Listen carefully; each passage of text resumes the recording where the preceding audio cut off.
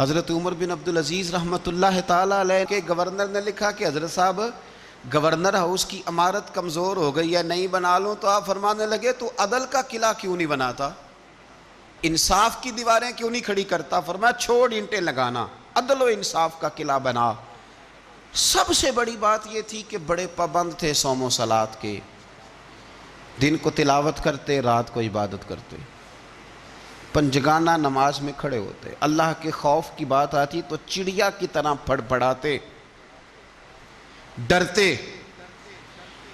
آپ کی اہلیہ کہنے لگی عمر بن عبدالعزیز یہ کیفیت کیسے ہوئی؟ فرمانے لگے ایک ذہن میں بات بیٹھ گئی تھی کہ رب نے حساب پوچھنا ہے اور میں نے حساب دینا ہے، تو جس کو پتا ہونا میں نے حساب دینا ہے اور مجھ سے کسی نے حساب پوچھنا ہے، حساب دینا ہے اور کسی نے حساب پوچھنا ہے، تو فرماتے ہیں جب یہ ذہن بن گیا نا کہ میں نے حساب دینا ہے اور رب نے حساب پوچھنا ہے، تو بس پھر میں نے حساب کر کے رکھنا شروع کر دیا۔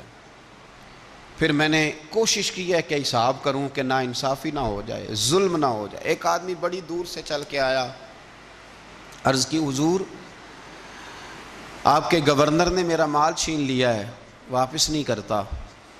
تو حضرت عمر بن عبدالعزیز رحمۃ اللہ نے رکا لکھا، فرمایا میں نے تو تجھے نیک آدمی سمجھ کے گورنر بنایا تھا اور تو لوگوں کے مال نہیں واپس کرتا، فوراً واپس کر۔ اس کے نام جب خط لکھا تو آدمی خوش ہو گیا، تو آپ فرمانے لگے اب یہ بتا تیرا آنے جانے کا خرچہ کتنا ہوا؟ عرض کی حضور کیا مطلب؟ آپ فرمانے لگے ایک تجھ پہ ظلم ہو اور دوسرا تیرے اوپر اور خرچے ڈالے جائیں۔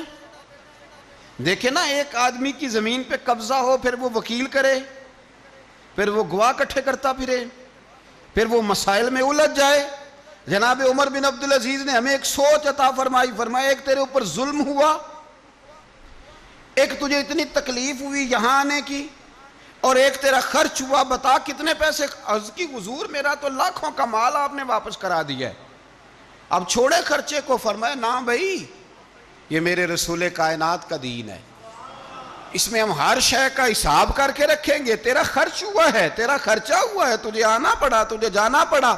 اور دنیا کے منصفوں، فیصلے کرنے والوں، تھوڑا خیال تو کرو کتنے لوگ ہیں جو رول گئے بیچارے رستوں میں کچہریوں کے، جو عدالتوں کے چکر لگا لگا کے تھک گئے، جن کی اولادیں تڑپ اٹھیں، مکان بک گئے، انہوں نے اپنے حقوق کیا لینے تھے، ان کی تو باقی چیزیں بھی چلی گئیں۔ فرمایا خرچہ بتا کتنا ہوا؟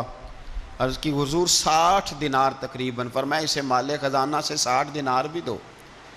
پھر فرمایا میری جیب سے اسے 50 اور دو تاکہ یہ آنے جانے میں مزید روٹی کھا سکے، گوشت کے ساتھ روٹی کھائے۔